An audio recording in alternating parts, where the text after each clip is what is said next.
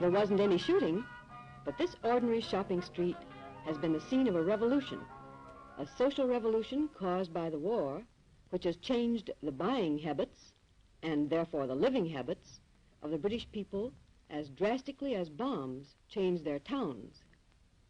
Pre-war, Great Britain imported 2/3 of the food it ate, and it ate pretty well. Mrs. Bill Green, an average British housewife, filled her market basket with her choice of foods brought from all over the world. She bought as much as she wanted, of anything she could afford. But on that old system, the British could never have survived the war, so they cut down their food imports by half. They rationed all basic foods except bread and vegetables. They controlled prices strictly. It put the $1-a-day man on an eating level with a $1-a-year man. There are 4 in the Green family.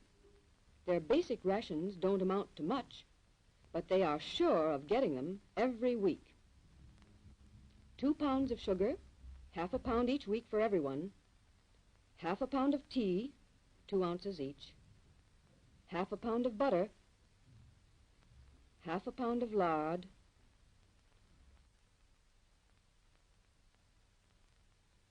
and a pound of margarine. That is, 2 pounds of fats for the Green family, 3 ounces of cheese for each person, for cheese is an excellent meat substitute, a box of dried eggs from the United States, and finally, a full pound of bacon. Canned goods, what few there are, and spaghetti, breakfast food, and all that sort of thing, are rationed on the points system. And since all prices are controlled, housewives can afford the cost in money. It's the cost in points that's the problem. Threaded wheat, for example, is 3 points.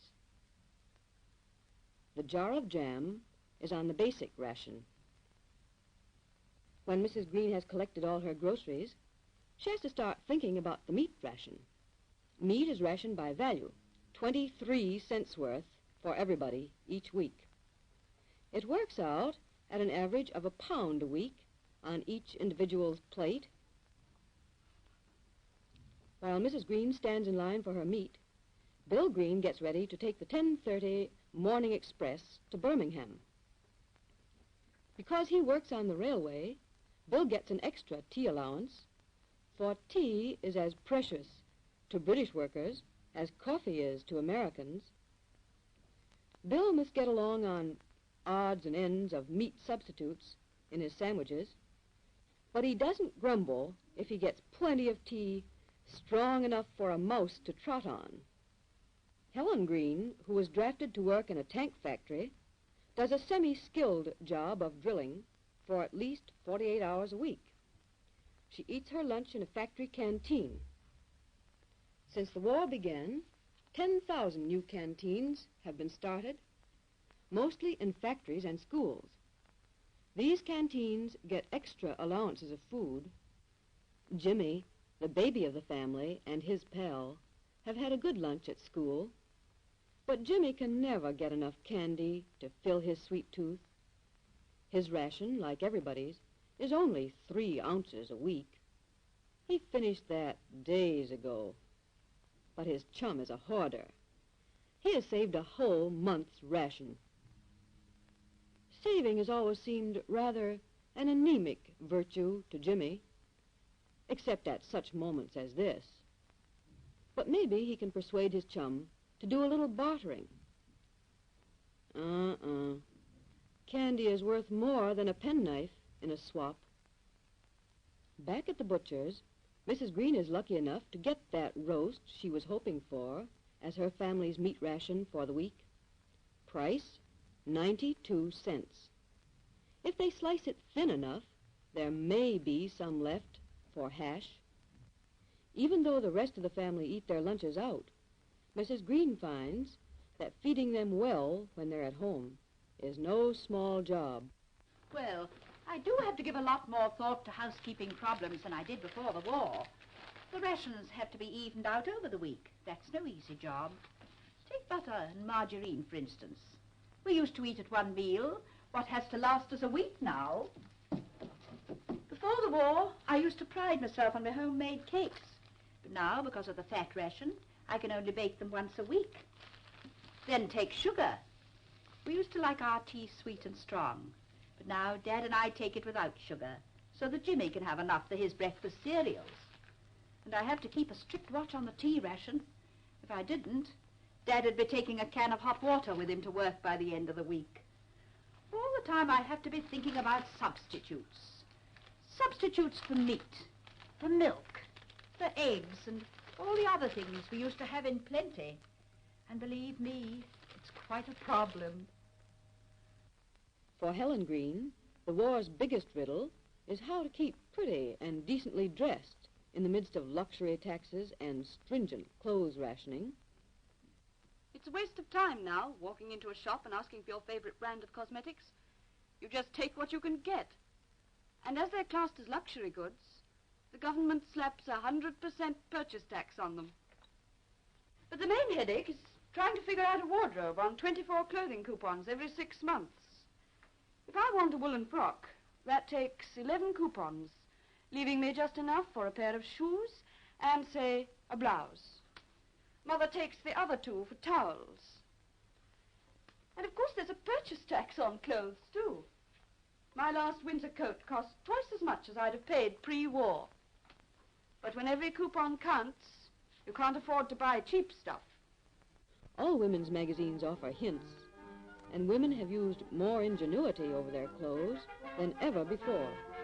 They simply have to, with only 24 coupons to spend every 6 months.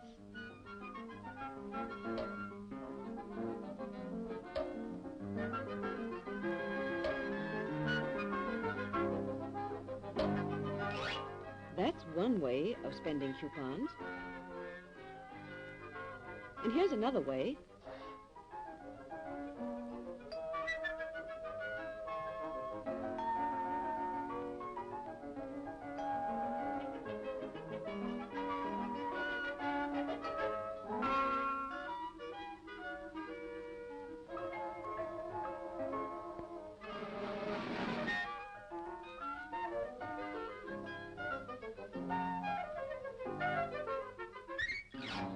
By patching and mending and making things over, women have managed to look neat and fresh on the outside, even if they sleep without nighties and cut down on lingerie.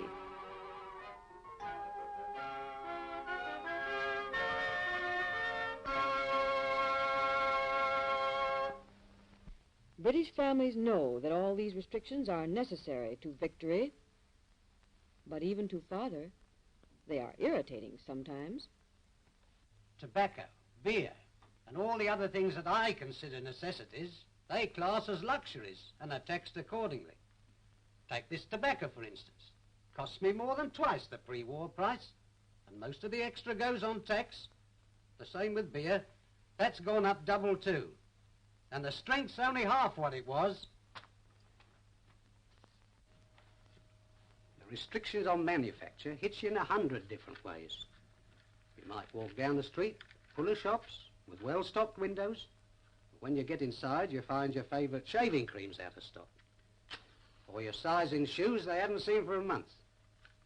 We've got to get a permit to buy furniture. And the book you want is out of print.